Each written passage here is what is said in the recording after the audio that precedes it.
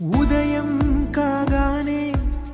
తాజాగా పుడుతూ ఉంటా, కాలం ఇప్పుడే నన్ను కనగా అనగనగా అంటూనే ఉంటా, ఎప్పుడూ పూర్త